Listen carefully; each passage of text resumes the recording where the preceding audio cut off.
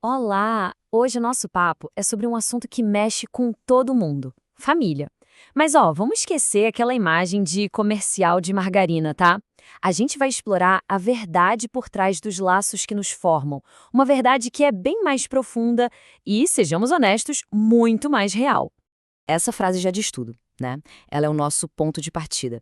A busca não é por uma família de conto de fadas sem falhas. O desafio de verdade é entender como é que a gente, com todos os nossos defeitos, consegue conviver, se amar e, no fim das contas, sobreviver juntos. Então, para começar, a gente precisa quebrar o mito que carregamos desde pequenos, a ideia de que existe uma família perfeita. Entender nossa família é justamente fazer essa passagem, sabe? Sair do ideal, do sonho e encarar uma realidade que é, sim, muito mais complexa. É uma jornada, né? A forma como a gente enxerga a nossa família muda com o tempo. Na infância, a gente tende a achar que é um abrigo, o nosso porto seguro. Mas aí a gente cresce e aprende que esse mesmo lugar também é um campo de confronto, onde as diferenças aparecem e os silêncios gritam. E é aqui que mora o grande paradoxo. É louco pensar que o mesmo lugar que nos causa as primeiras e mais profundas feridas é, muitas vezes, o único lugar onde a cura de verdade pode começar. É um ciclo de dor e, se tudo der certo, de redenção.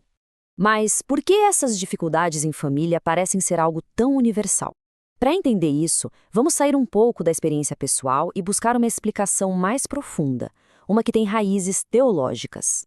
A explicação teológica para isso está no conceito conhecido como a queda. A ideia central é que a imperfeição não é um defeito específico nosso ou da nossa família. É, na verdade, uma condição humana. E é por isso que família nenhuma jamais vai ser perfeita.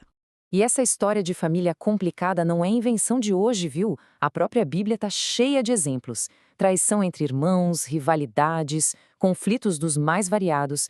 Isso só mostra que essa luta é uma constante na história da humanidade. Não é um fracasso pessoal, mas parte da nossa jornada como um todo. Mas calma, a história não precisa terminar na dor. O foco da nossa conversa agora muda do problema da imperfeição para a poderosa possibilidade de cura. E qual seria a resposta para essa nossa condição de imperfeição? Uma palavra: perdão. É um conceito que parece simples, mas que na prática é uma atitude radical. E esse número não é para a gente fazer conta, não. É uma metáfora poderosíssima, lá de Mateus 18, que fala de um perdão sem limites. A ideia não é perdoar 490 vezes e depois parar, mas sim perdoar continuamente. É um ato de graça que não se esgota. Partindo disso, o caminho para a restauração familiar começa a ficar mais claro. Primeiro, é preciso praticar esse perdão radical. Depois, apoiar as pessoas nas suas falhas, em vez de só apontar o dedo. E talvez o mais importante, perseverar com amor e compromisso, mesmo quando é muito, muito difícil. Com tudo isso em mente, vamos juntos tentar dar um novo significado para o que é ser uma família. Um significado que finalmente abraça a sua natureza imperfeita. E essa pergunta nos obriga a olhar para dentro. Se a perfeição está fora de cogitação, o que é que a gente está buscando então? Qual é o verdadeiro valor da família? E a resposta é profunda. O valor não está na ausência de dor, está na presença, na permanência.